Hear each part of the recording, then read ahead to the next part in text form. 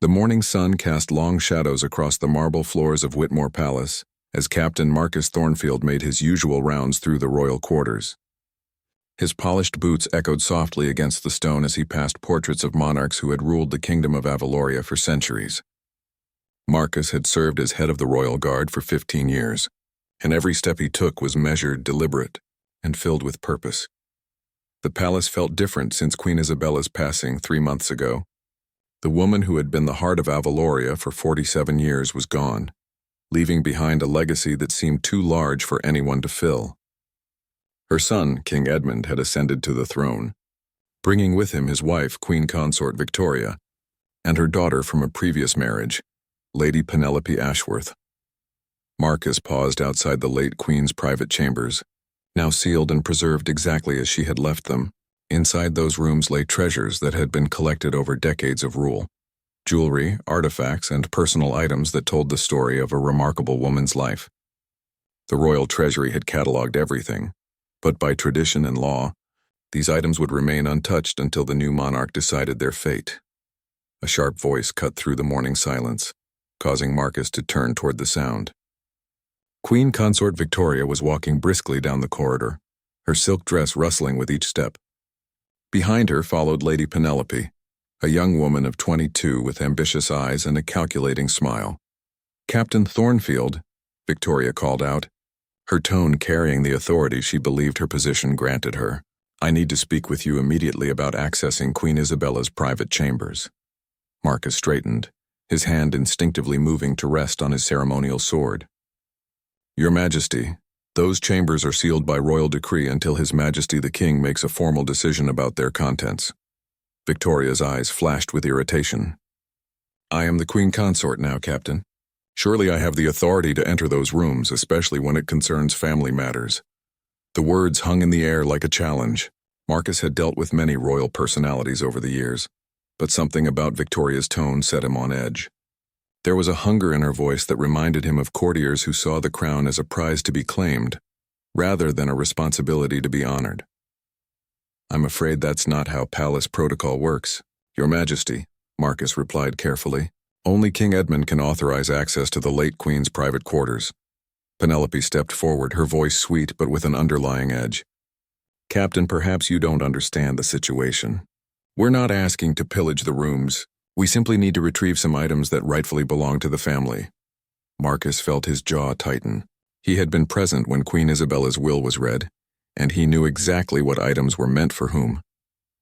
More importantly, he remembered the countless conversations he'd had with the late Queen about her concerns regarding Victoria's true intentions. "I understand perfectly, Lady Penelope," Marcus said, his voice remaining steady despite the growing tension. "However, I cannot and will not allow unauthorized access to those chambers. If you have concerns about specific items, I suggest you speak directly with His Majesty." Victoria's face flushed red and her voice rose slightly. "How dare you lecture me about protocol? I am the queen of this realm, and you are nothing but a servant in uniform." The insult struck Marcus like a physical blow. He had dedicated his life to protecting the royal family, had stood guard over Queen Isabella during her final illness, and had sworn an oath that went far deeper than mere employment. To be dismissed as nothing but a servant by someone who had married into the family less than 2 years ago felt like a betrayal of everything he stood for. "I am the captain of the royal guard," Marcus replied, his voice growing colder. "My oath is to protect the crown and uphold the law, not to grant favors to those who believe their title gives them unlimited power." The standoff continued for several tense moments. Other palace staff had begun to notice the commotion, discreetly observing from doorways and around corners. Word of confrontations in the royal quarters spread quickly through the palace, and Marcus knew this conversation would be discussed in whispers for days to come. Victoria seemed to realize she was drawing unwanted attention and forced her voice back to a more controlled tone. "Very well, Captain. But mark my words, this conversation is far from over. Penelope deserves to have access to items that belong to her grandmother by marriage. Queen Isabella would have wanted her to have some of her jewelry collection." Marcus felt something snap inside him at those words. Queen Isabella had been very specific about her feelings regarding Victoria and Penelope. She had confided in Marcus numerous times about her concerns that Victoria was more interested in the royal jewelry collection than in serving the people of Avaloria. The late queen had also expressed worry that Penelope was being raised to view the royal family as a source of wealth rather than a calling to serve. "I knew Queen Isabella for 15 years, Marcus said quietly, his voice carrying a warning that only Victoria seemed to miss. "I can assure you that she was very clear about her intentions regarding her personal effects. Nothing will be removed from those chambers without proper authorization." As Victoria and Penelope walked away, Marcus could hear them whispering urgently to each other. He remained standing guard outside the sealed chambers, but his mind was racing. This was only the beginning, he realized. Victoria had shown her hand too early, revealing exactly what she was after. The real battle for Queen Isabella's legacy was just beginning, and Marcus found himself standing as the final guardian of a woman who could no longer protect herself. Marcus Thornfield hadn't always been destined for palace life. Born in the countryside of Avaloria to a blacksmith father and a seamstress mother, he had grown up understanding the value of hard work and loyalty.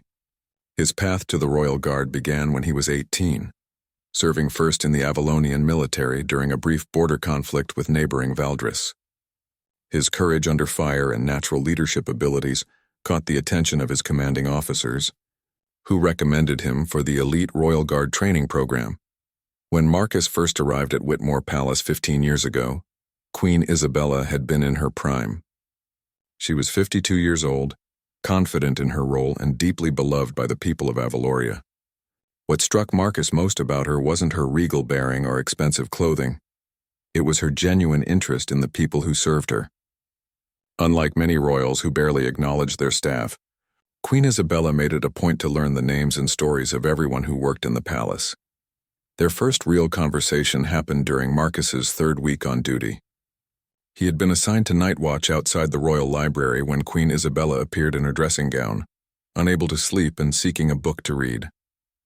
Instead of dismissing him or pretending he wasn't there, she had asked about his background, his family, and his dreams for the future. "A guard's life can be lonely," she had said that night, selecting a worn copy of poetry from the shelf. "But it's also one of the most important jobs in the kingdom.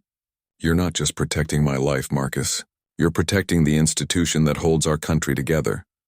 Those words had shaped Marcus's understanding of his role. Over the years, he had watched Queen Isabella navigate countless challenges: political crises, economic difficulties, family scandals, and personal tragedies. Through it all, she had maintained a dignity and grace that inspired everyone around her. She never used her position for personal gain, never demanded special treatment that wasn't essential to her duties, and always put the needs of Avaloria before her own desires. Marcus remembered the night Queen Isabella's first husband, King Edmund's father, had died suddenly of a heart attack. While the rest of the palace was in chaos, trying to manage the constitutional crisis and prepare for the transition of power, Marcus had found the queen sitting alone in her private garden at 3 a.m. She wasn't crying or wailing. She was simply sitting in silence, holding a letter her husband had written to her on their 20th wedding anniversary. "He knew this day would come," she had said when she noticed Marcus approaching. "He prepared me for it, told me that the crown would be heavy to carry alone. But I don't think he realized how much heavier it would feel without him beside me." That vulnerability had created a bond between them that went beyond the typical relationship between a monarch and her guard. Marcus became not just her protector, but her confidant and sometimes her sounding board when she needed to work through difficult decisions. She trusted him with state secrets, family concerns, and personal fears that she couldn't share with anyone else. When King Edmund announced his engagement to Victoria Ashworth 3 years ago, Queen Isabella had confided her reservations to Marcus. Victoria was recently divorced with a daughter from her previous marriage, and she had moved in social circles that prioritized wealth and status above service and duty. "I want to support my son's happiness," Queen Isabella had said during one of their late-night conversations. "But I'm concerned about Victoria's motivations. She asks too many questions about palace finances, about the royal jewelry collection, about properties and investments. A woman in love asks about her future husband's dreams and fears, not his assets." Marcus had witnessed Victoria's behavior firsthand during the engagement period. While she played the part of a devoted fiancée in public, Her private conversations often focused on material concerns. She complained about the shabby quarters she and Penelope had been assigned, questioned why certain jewelry pieces were locked away instead of being worn, and frequently made comments about how other royal families displayed their wealth more prominently. The wedding had been a grand affair, celebrated throughout Avaloria, but Marcus noticed things others missed. Victoria's smile never quite reached her eyes during the ceremony. Her daughter Penelope spent more time admiring the jewelry worn by other royal family members than paying attention to the vows.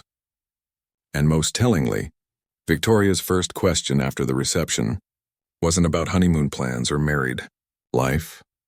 It was about when she would receive keys to various palace vaults and storage rooms. Queen Isabella's health began declining shortly after the wedding. The stress of adjusting to a new family dynamic, combined with her advancing age, took its toll.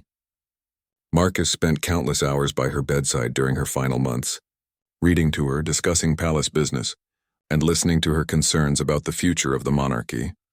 "I've made provisions in my will," she had told him during one of their last conversations. "But wills can be contested, Marcus. Documents can be challenged. What I need from you is something more important. I need you to remember who I was and what I stood for. Victoria will try to change things, to reshape the monarchy in her own image. When that happens, you might be the only person left who truly remembers what this institution is supposed to represent." She had reached out with a trembling hand and grasped his firmly. "Promise me you won't let them turn my life's work into a treasure hunt. The crown jewels, the palace artifacts, the family heirlooms, they're not trophies to be claimed. They're symbols of our duty to the people of Avaloria." Marcus had given his word that day, and it was a promise that meant more to him than any oath he had ever sworn. Now standing outside her sealed chambers while Victoria plotted to claim what she believed was rightfully hers, Marcus felt the full weight of that promise. Queen Isabella had seen this day coming, had prepared him for it, and had trusted him to stand as the final guardian of her legacy. The irony wasn't lost on him that the woman who had always put duty before personal gain was now being challenged by someone who seemed to view duty as nothing more than an inconvenience standing between her and a fortune in royal jewelry. 3 days after the confrontation in the corridor, Marcus received word that King Edmund wanted to see him in the royal study. As he walked through the palace halls, Marcus could feel the tension that had been building since Queen Isabella's death. Staff members whispered in corners, their conversations stopping abruptly when he passed. The palace, once a place of stability and order, now felt like a powder keg waiting to explode. King Edmund looked exhausted when Marcus entered the study. Dark circles shadowed his eyes, and his usually immaculate appearance showed signs of stress. Papers were scattered across his desk, and several empty teacups suggested he had been working through the night. "Marcus, thank you for coming," Edmund said, gesturing to a chair across from his desk. "I understand there was an incident with Victoria and Penelope regarding my mother's chambers." Marcus remained standing, his posture formal and alert. "Yes, Your Majesty. The Queen Consort requested access to Queen Isabella's private quarters. I informed her that such access requires your direct authorization." Edmund rubbed his temples wearily.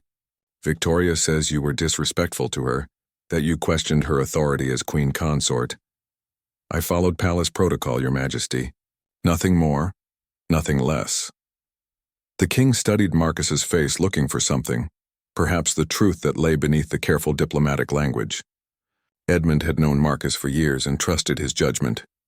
But he was also a man trying to navigate the complex dynamics of a new marriage while grieving his mother's death. "Victoria believes that Penelope should inherit some of my mother's jewelry collection," Edmund said slowly. "She argues that it would be appropriate for her daughter to have pieces that represent the family legacy." Marcus felt his jaw tighten, but he kept his voice steady. "Your Majesty, Queen Isabella was very specific about her wishes regarding her personal effects. Her will outlines exactly which items should go to whom. I haven't had time to review the details of her will thoroughly," Edmund admitted. "The transition has been overwhelming, and there are so many state matters demanding attention. Victoria has been helping me understand various palace traditions and protocols." The words sent a chill down Marcus's spine. Victoria had been helping the king understand traditions? The woman who had been part of the royal family for less than 2 years was advising the monarch about protocols that had been in place for centuries. "Your Majesty, if I may suggest," The royal attorneys should review Queen Isabella's will with you directly. Palace traditions are complex, and it's important to ensure that any decisions align with both legal requirements and historical precedent. Before Edmund could respond, the study door opened without a knock.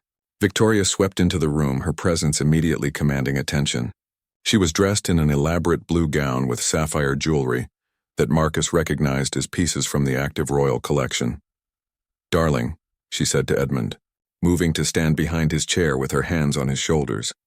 "I hope you're explaining to Captain Thornfield that we need access to your mother's rooms today. Penelope has been invited to the Duchess of Marlborough's ball next week, and she simply must have appropriate jewelry for the occasion." Marcus felt his temper flare.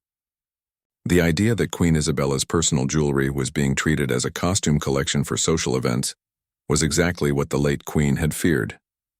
"Your Majesty," Marcus said, addressing Edmund directly, "Queen Isabella's personal jewelry collection includes pieces with significant historical value, some dating back centuries. These items require proper evaluation and cataloging before any decisions are made about their distribution." Victoria's grip on Edmund's shoulders tightened visibly. "Captain Thornfield, you seem to be under the impression that you have a say in family matters. Last I checked, you work for us, not the other way around." The insult hung in the air like a challenge. Marcus had served the royal family with honor and distinction for 15 years, had risked his life protecting them, and had earned Queen Isabella's complete trust. To be spoken to like a common servant by someone who had married into the family was beyond insulting. It was a deliberate attempt to undermine his authority and position. "I work for the crown," Marcus replied, his voice cold as winter steel. "My oath is to protect the monarchy and uphold its traditions, not to facilitate treasure hunts." Victoria's face flushed red. "How dare you speak to me that way? Edmund, are you going to allow your employee to insult your wife?" King Edmund looked trapped between conflicting loyalties. Marcus could see the internal struggle playing out across the monarch's features, the desire to support his new wife warring with his respect for a man who had served his family faithfully for so many years. "Perhaps we could arrange a supervised viewing of the jewelry collection," Edmund suggested weakly. "Marcus could be present to ensure everything is properly documented." "No," Marcus said firmly, surprising everyone in the room, including himself.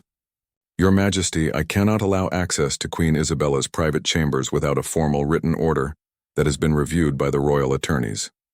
The legal implications alone could create problems for years to come." Victoria stepped around the desk to face Marcus directly. "You're forgetting your place, Captain. I could have you dismissed from service today." "Only His Majesty the King has the authority to dismiss me," Marcus replied, his hand moving instinctively to rest on his sword hilt, "and any such dismissal would require cause and formal proceedings." The gesture wasn't lost on anyone in the room. Marcus wasn't threatening violence, but he was making it clear that he wouldn't be bullied or intimidated into abandoning his principles. "This is ridiculous," Victoria snapped, turning back to Edmund. "Your mother is dead. These are just things. Jewels and trinkets collecting dust in locked rooms. Penelope is your stepdaughter now, part of your family. She deserves to wear beautiful jewelry to important social events." Marcus couldn't remain silent any longer. "Queen Isabella's jewelry collection isn't just trinkets, Your Majesty. Some pieces are crown property that legally cannot be given away. Others are personal items with specific bequests in her will, and many have historical significance that goes far beyond their monetary value." "You seem to know a great deal about my mother's will," Edmund observed, his voice carrying a note of suspicion. "Queen Isabella discussed her wishes with me extensively during her final months," Marcus admitted. "She was concerned about ensuring her legacy was protected and her intentions were honored." Victoria's eyes narrowed dangerously. "So you've been scheming with a dead woman to thwart the current queen's reasonable requests? This sounds like treason to me." The accusation was so outrageous that Marcus actually laughed, a sound that seemed to surprise everyone. "Treason? For following the law and respecting the wishes of the previous monarch?" "Your Majesty," he said, addressing Edmund, "I suggest you speak with the royal attorneys immediately. They can explain exactly what your mother's will contains and what legal obligations the crown has regarding her personal effects." As Marcus left the study, he could hear Victoria's voice rising behind him. demanding that Edmund take action against his insubordinate guard. But Marcus knew he had planted a seed of doubt. Edmund might be grieving and overwhelmed, but he wasn't stupid. Eventually, he would realize that Marcus was protecting him from making decisions that could have serious legal and political consequences. News of the confrontation in the royal study spread through Whitmore Palace like wildfire. By evening, Marcus found himself receiving visitors in his quarters, loyal staff members who were concerned about the changing atmosphere in the palace. First came Mrs. Eleanor Hartwell, the head housekeeper who had served the royal family for 23 years. Her lined face showed worry as she accepted a cup of tea from Marcus. "Captain, I've never seen the palace like this," she said, her voice low and anxious. "The Queen Consort has been asking questions about inventory lists, storage rooms, and vault locations. Yesterday, she tried to convince me to give her the keys to the silver storage, claiming she needed to prepare for an upcoming dinner party." Marcus set down his own cup carefully. "What did you tell her?" "The same thing you did, that such access requires formal authorization from His Majesty." But she didn't take it well. She threatened to restructure the household staff if we continue to be uncooperative with her requests. Before Marcus could respond, there was a soft knock at his door. Thomas Pemberton, the palace librarian and keeper of royal records, entered quietly. The elderly man's usually calm demeanor showed signs of strain. "Marcus, I apologize for the intrusion, but I felt you should know what I've discovered," Thomas said, pulling a leather portfolio from under his arm. "The Queen Consort has been making inquiries about Queen Isabella's will. She's asked me to research precedents for changing or challenging royal wills, specifically regarding jewelry and personal property." Mrs. Hartwell gasped. "She wants to challenge the Queen's will?" Thomas nodded grimly. "She's being very careful about how she phrases her questions, but her intent is clear. She's looking for legal loopholes that would allow her to claim that Queen Isabella's bequests are invalid or incomplete." Marcus felt his blood run cold. This was worse than he had imagined. Victoria wasn't just trying to pressure her way into the late Queen's chambers. She was planning a systematic legal attack on Queen Isabella's final wishes. "There's more," Thomas continued. "I've been approached by Lady Penelope as well. She's been asking about the historical significance of various jewelry pieces, claiming she's writing a research paper for her university courses. But her questions are very specific. She wants to know which pieces are most valuable, which ones have been photographed for public exhibitions, and which ones might be considered personal effects rather than crown property." Mrs. Hartwell shook her head in disgust. "They're cataloging everything before they've even been given permission to see it. This isn't grief or family sentiment, this is calculated greed." A third knock interrupted their conversation. Marcus opened the door to find Princess Catherine, King Edmund's sister, standing in the hallway. At 38, Catherine was known for her intelligence, her dedication to charitable causes, and her fierce loyalty to her late mother's memory. Her presence in Marcus's quarters was highly unusual, and indicated just how serious the situation had become. "Your Royal Highness," Marcus said, immediately bowing. "May I come in, Marcus? I believe we have much to discuss." Catherine entered the room, nodding politely to Mrs. Hartwell and Thomas. Her expression was troubled, and Marcus could see the family resemblance to Queen Isabella in the determined set of her jaw. "I've been hearing disturbing reports about Victoria's behavior," Catherine said without preamble. "My brother seems to be unaware of the extent of her activities. But I'm not blind to what's happening." Mrs. Hartwell and Thomas exchanged glances, uncertain whether they should remain for such a sensitive conversation. Catherine noticed their discomfort and addressed them directly. "Please stay. You've all served this family faithfully, and your perspectives are valuable. I need to understand exactly what we're dealing with." Marcus recounted the events of the past few days, including his confrontations with Victoria and the meeting in Edmund's study. Catherine listened intently, her expression growing darker with each detail. "This aligns with what I've observed," Catherine said when Marcus finished. "Victoria has been pressuring Edmund to make quick decisions about Mother's estate, claiming that delays are disrespectful to her memory. She's also been suggesting that certain palace traditions are outdated and need to be modernized." Thomas leaned forward in his chair. "Your Royal Highness, if I may ask, what was your mother's specific intent regarding her jewelry collection?" Catherine's eyes flashed with emotion. Mother was very clear with me about her wishes. The crown jewels and state jewelry remain with the monarchy, of course. But her personal collection was divided very specifically. Some pieces go to various museums and charities, others to family members based on their historical connections or personal significance. There was nothing, absolutely nothing, designated for Victoria or Penelope. The silence that followed was deafening. Marcus felt vindicated but also deeply saddened. Queen Isabella had been right to be concerned about Victoria's motivations. "There's something else you should know," Catherine continued. "Victoria has been in contact with foreign auction houses, asking for educational information about the value of historical jewelry pieces. She's also been photographing various palace rooms, claiming she wants to document the family's heritage." Mrs. Hartwell gasped. "She's been planning this since before Queen Isabella's death, hasn't she?" Catherine nodded slowly. "I believe so. The timing of her requests, the specific nature of her questions, the way she's been pressuring Edmund while he's still grieving, none of this is coincidental." Marcus felt a surge of anger unlike anything he had experienced before. The idea that Victoria had been plotting to loot Queen Isabella's legacy while the Queen was still alive was beyond despicable. "What can we do, Your Royal Highness?" he asked. Catherine stood up, her posture reflecting the royal bearing she had inherited from her mother. "We protect Mother's legacy the way she would have wanted us to. Marcus, I want you to continue following protocol exactly as you have been. Don't give Victoria any excuse to claim you've been insubordinate or unreasonable." She turned to Thomas. "I need you to prepare a complete analysis of Mother's will, including legal precedents that support its validity. If Victoria wants to challenge it, she'll discover that Mother was very thorough in her planning. Finally," she addressed Mrs. Hartwell, "keep documenting every unusual request, every attempt to access restricted areas, every conversation that seems inappropriate. If this situation escalates, we'll need evidence of a pattern of behavior." As the group prepared to leave, Catherine placed a hand on Marcus's shoulder. "My mother trusted you completely, Marcus. She told me once that you were the finest guard she had ever known, not because of your physical skills, but because of your character. Don't let Victoria's threats or manipulation make you doubt that trust." After everyone had gone, Marcus stood alone in his quarters, looking out at the palace gardens where Queen Isabella had loved to walk.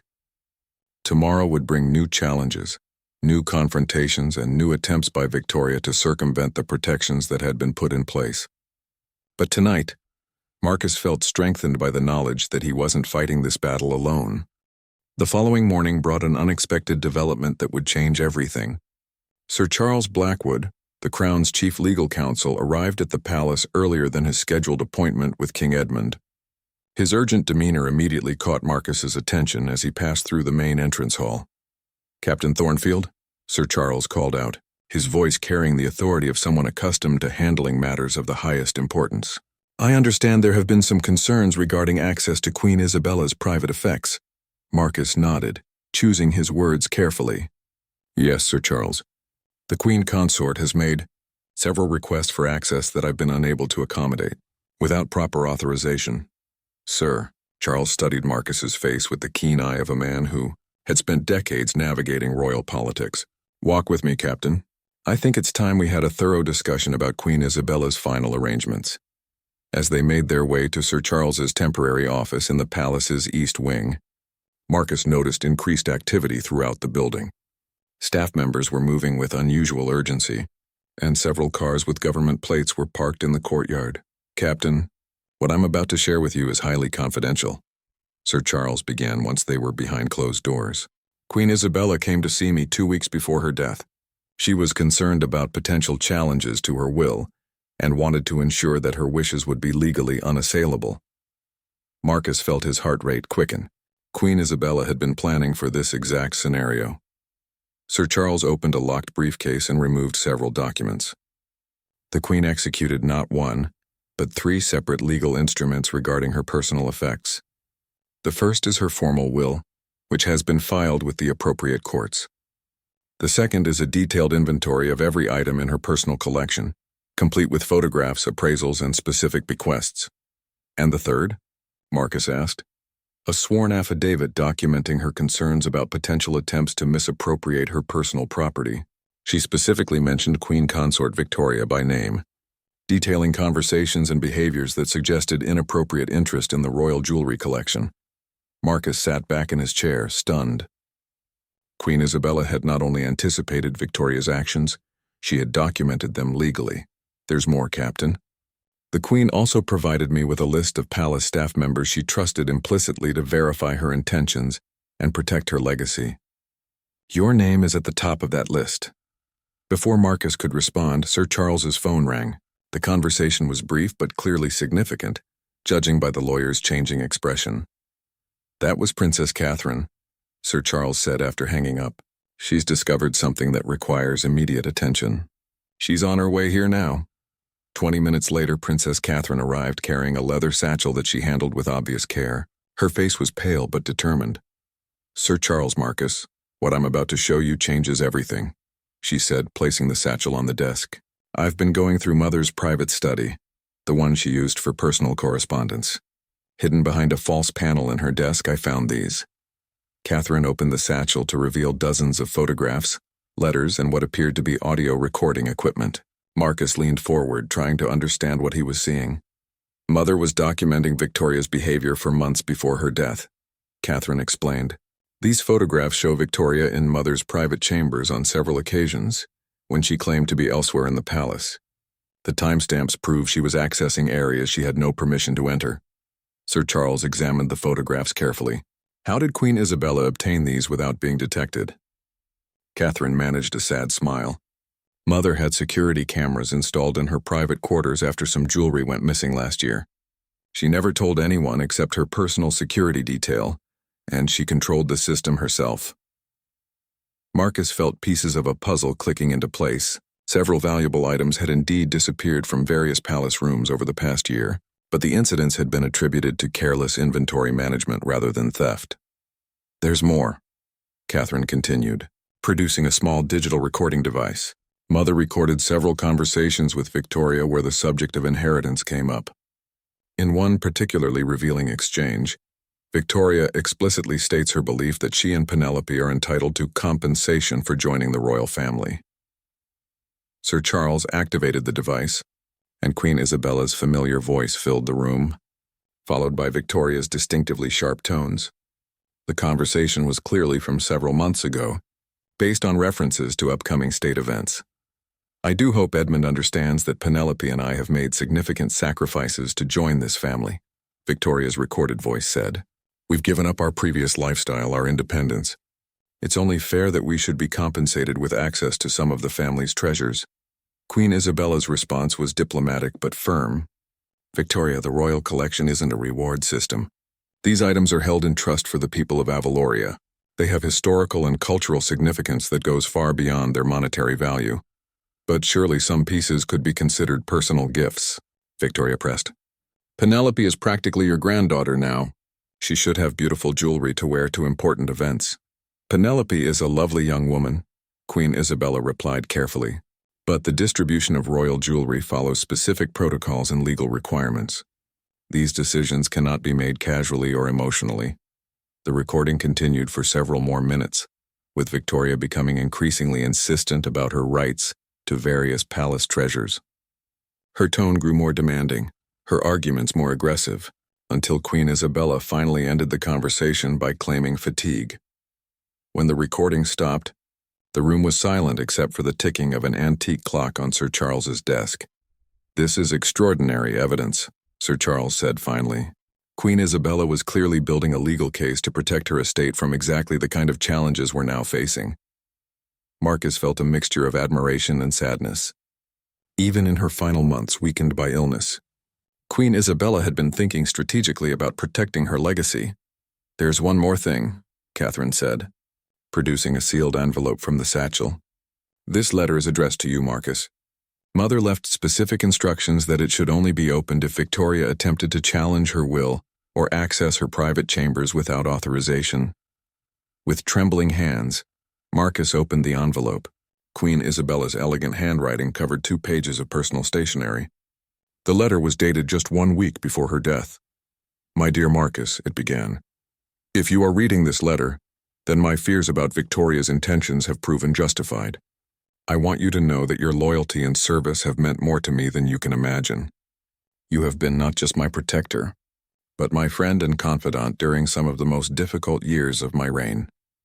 The letter went on to provide specific instructions for protecting her estate and detailed explanations of her bequests. But it was the final paragraph that brought tears to Marcus's eyes. Do not let anyone make you feel that defending my wishes is somehow disloyal to the current monarchy. The crown is bigger than any individual, Marcus, and protecting its integrity sometimes requires standing against those who would diminish it for personal gain. I trust you to do what is right even when it is difficult. As Marcus finished reading, Princess Catherine's phone buzzed with an urgent message. Her face darkened as she read it. Victoria has just demanded an immediate meeting with Edmund about restructuring palace security arrangements, Catherine announced. She's making her move to have Marcus removed from his position. Sir Charles stood up decisively. Then it's time we made our move as well. Captain Thornfield, you're about to become the star witness in one of the most important legal proceedings in recent royal history. The emergency meeting convened in the palace's formal conference room at 2 o'clock that afternoon. King Edmund sat at the head of the massive oak table, looking haggard and confused by the rapidly unfolding events. Victoria and Penelope flanked him on one side, while Princess Catherine, Sir Charles, and Marcus occupied chairs on the other. The tension in the room was so thick it seemed to press against the ornate walls. I want to understand exactly what's happening here, Edmund began, his voice strained. Victoria tells me that Captain Thornfield has been insubordinate, and that palace security needs immediate restructuring. But Catherine insists we need to review Mother's will before making any personnel changes. Victoria leaned forward, her perfectly manicured hands clasped on the polished table surface. Edmund, darling, this is quite simple. Your mother's guard has been deliberately obstructing reasonable requests from your wife. Such behavior cannot be tolerated in a properly functioning palace. Sir Charles cleared his throat diplomatically. Your Majesty, before any personnel decisions are made, I believe you should be aware of some recently discovered evidence regarding Queen Isabella's final wishes and concerns. What kind of evidence? Victoria demanded, her voice sharp with suspicion. Princess Catherine nodded to Sir Charles, who began placing documents and photographs on the table, with the precision of a prosecutor presenting a case. Your Majesty, your mother was very concerned about potential attempts to misappropriate her personal property. She took extensive measures to document and protect her intentions. As Sir Charles explained the contents of Queen Isabella's hidden cache of evidence, Marcus watched Victoria's face carefully. The woman was clearly struggling to maintain her composure, but he could see calculation behind her eyes. She was already working on damage control strategies. These allegations are outrageous, Victoria said when Sir Charles finished his presentation. Isabella was an elderly woman in declining health. Her paranoid suspicions about family members hardly constitute legal evidence. Actually, they do, Sir Charles replied calmly, particularly when supported by photographs, audio recordings, and sworn testimony from palace staff. Edmund picked up one of the photographs showing Victoria in Queen Isabella's private chambers. Victoria, when was this taken? You told me you had never been in Mother's personal rooms. I may have entered briefly to pay my respects, Victoria stammered. Surely a grieving daughter-in-law has the right to mourn in private. Marcus couldn't remain silent any longer. Your Majesty, that photograph was taken 3 months before Queen Isabella's death. The timestamp clearly shows it was during a state dinner when the Queen Consort claimed to be ill and unable to attend. Victoria's face flushed red. How dare you accuse me of lying? Edmund, are you going to allow your employee to make such accusations? But Edmund was studying the evidence with growing alarm. There are multiple photographs here, Victoria. Multiple dates. This wasn't a single visit to pay respects. Princess Catherine activated the audio recording device, filling the room with Queen Isabella's voice and Victoria's increasingly demanding requests for access to family treasures. As the recording played, Penelope shifted uncomfortably in her chair, while Victoria's jaw tightened with each damaging exchange. When the recording ended, Edmund looked at his wife with eyes full of hurt and confusion. Victoria, these conversations... You never told me you had discussed inheritance with Mother. She was being unreasonable, Victoria snapped, her carefully maintained facade finally cracking. She was hoarding beautiful things that no one even sees while Penelope has to wear borrowed jewelry to important events. It's not fair, Edmund. We've sacrificed everything to be part of this family. Sacrificed what exactly? Princess Catherine asked coldly. You married the future king of Avaloria. Most people would consider that a privilege, not a sacrifice. Victoria stood up abruptly, her chair scraping against the floor. You have no idea what it's like to be an outsider in this family. Everyone watching your every move, judging your background, whispering about your motives. Yes, I thought Penelope deserved some beautiful jewelry. Yes, I thought I deserved access to rooms and collections that technically belong to my husband. If that makes me guilty of something, then so be it. Sir Charles opened another folder, revealing documents that made Marcus's blood run cold.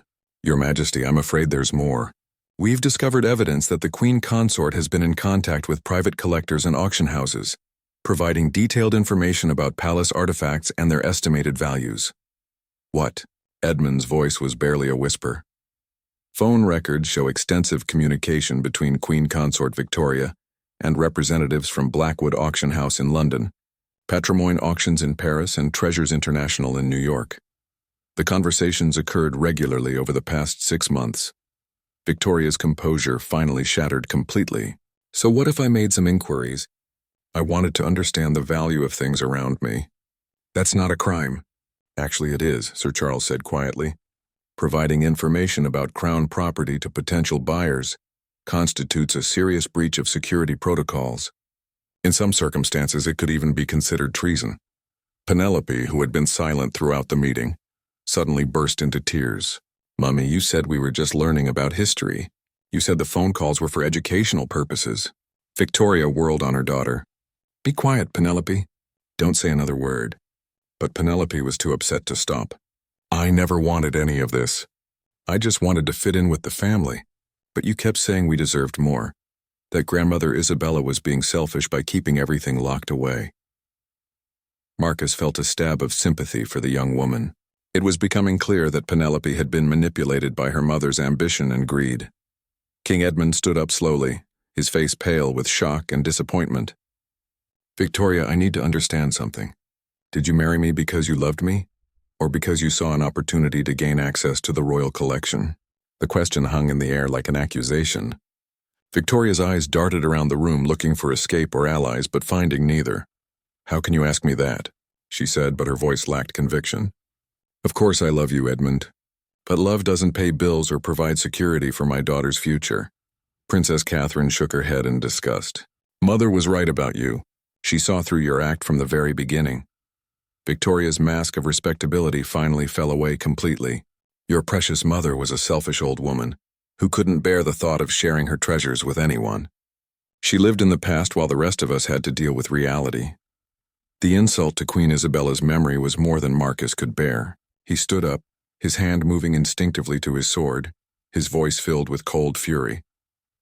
Queen Isabella was worth 1,000 of you, he said, his words cutting through the room like a blade. She dedicated her entire life to serving the people of Avaloria, while you've spent the last 2 years planning to loot her legacy the moment she died. Edmund. Victoria screamed. Are you going to let him speak to your wife that way? But King Edmund was staring at the evidence spread across the table, finally seeing the full scope of his wife's deception. I think, he said slowly, that Captain Thornfield has been the only honest person in this room. Sir Charles gathered the documents with professional efficiency. Your Majesty, given the evidence we've uncovered, I recommend that formal charges be filed regarding the security breaches and potential theft attempts. The Crown Prosecution Service will need to determine the appropriate legal response. As the meeting dissolved into chaos, with Victoria demanding lawyers and threatening lawsuits, Marcus felt a strange sense of peace. Queen Isabella's faith in him had been justified, and her legacy would be protected. The battle was far from over, but the truth was finally coming to light. 6 months later, Marcus stood in Queen Isabella's private garden, watching the autumn leaves fall like golden snow across the paths she had loved to walk.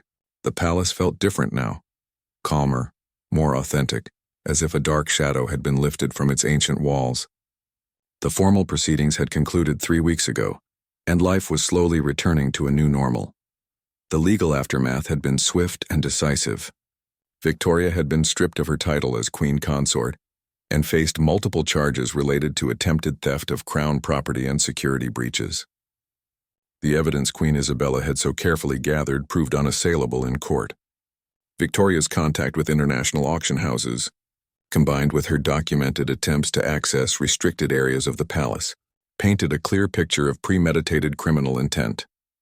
King Edmund had been devastated by the revelations about his wife's true motives, but he had shown remarkable strength in supporting the legal proceedings. The annulment of their marriage had been finalized just last month, with Edmund citing fraud and deception as grounds for dissolution. Victoria had returned to her previous life outside the royal family, though not without significant legal and financial consequences. Penelope's fate had been more merciful. Princess Catherine had convinced Edmund that the young woman was as much a victim of her mother's manipulation as anyone else. With the royal family's support, Penelope had been allowed to complete her university education with a full scholarship, far from the spotlight and pressure of palace life. She had written a heartfelt letter of apology to the royal family, expressing genuine remorse for her part in the scheme and gratitude for their compassion. "Marcus?" Princess Catherine's voice interrupted his thoughts. She approached through the garden paths, carrying a small wooden box that he recognized from Queen Isabella's personal study.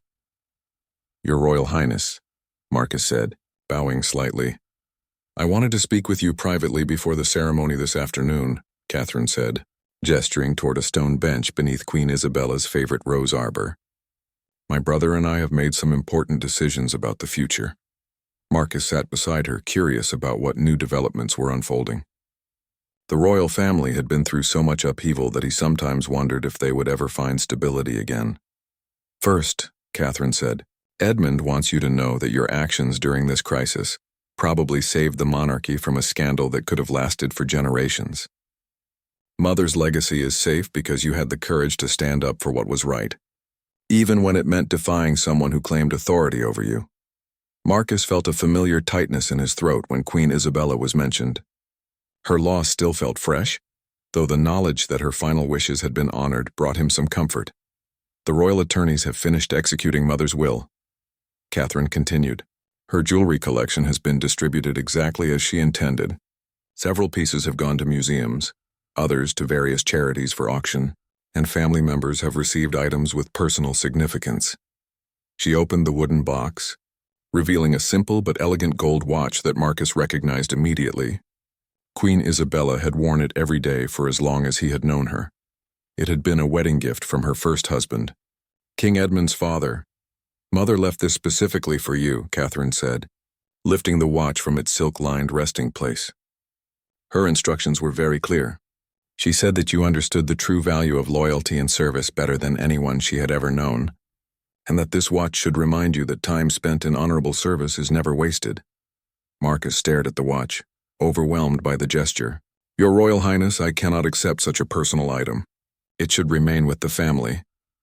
Catherine smiled, and for a moment Marcus could see Queen Isabella's warmth reflected in her daughter's face. "Marcus, you are family. Mother made that clear in her final letters. You've protected this household with more dedication than many blood relatives have shown." As she helped him fasten the watch around his wrist, Catherine continued with her updates. "Edmund has asked me to inform you that he's creating a new position, Chief Guardian of Royal Heritage. It would involve overseeing the security and preservation of all royal collections, with full authority to deny access to anyone, regardless of their title or family connection." Marcus looked up in surprise. "He's offering this position to me." "He's not offering it, Marcus. He's begging you to accept it. After everything that's happened, there's no one else he trusts to protect the royal legacy from future threats." The responsibility was enormous, but Marcus felt a sense of rightness about it. This was exactly the kind of role Queen Isabella would have wanted him to fill, protecting the monarchy's heritage from those who would exploit it for personal gain. "There's one more thing," Catherine said, her expression becoming more serious. "Edmund has decided not to remarry for the foreseeable future. He wants to focus on his duties as king and rebuild trust with the people of Avaloria. The scandal with Victoria has taught him that the monarchy's strength comes from its integrity, not its wealth or displays of luxury."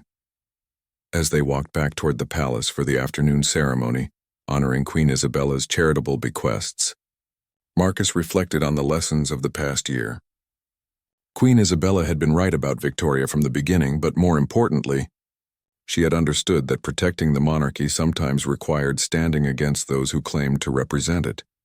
The ceremony was held in the palace's Great Hall, with representatives from various charities and museums that had benefited from Queen Isabella's final gifts. King Edmund spoke movingly about his mother's dedication to service over self-interest, and Princess Catherine announced the establishment of the Queen Isabella Foundation, which would continue the late Queen's charitable work.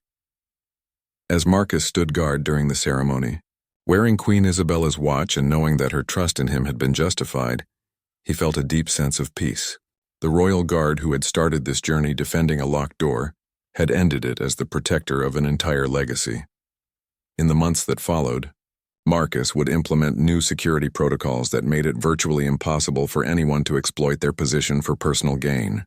He would train a new generation of guards who understood that their primary loyalty was to the institution of the monarchy, not to any individual who happened to hold a royal title, and sometimes, late at night when he made his rounds through the palace halls, Marcus would pause outside what had once been Queen Isabella's chambers. The rooms were now part of a small museum honoring her memory, open to the public on certain days so that the people of Avaloria could see and appreciate the treasures their queen had preserved for them. The gold watch on his wrist would catch the moonlight filtering through the ancient windows, reminding him that some things, loyalty, honor, and the courage to do what is right, were more valuable than all the jewels in the crown collection. Queen Isabella's greatest legacy wasn't the treasures she had protected, but the principles she had embodied and passed on to those who understood their true worth. Marcus had been enraged when Victoria demanded the late queen's jewelry for her daughter, but that anger had transformed into something far more powerful, a determination to ensure that Queen Isabella's vision of service before self would endure for generations to come.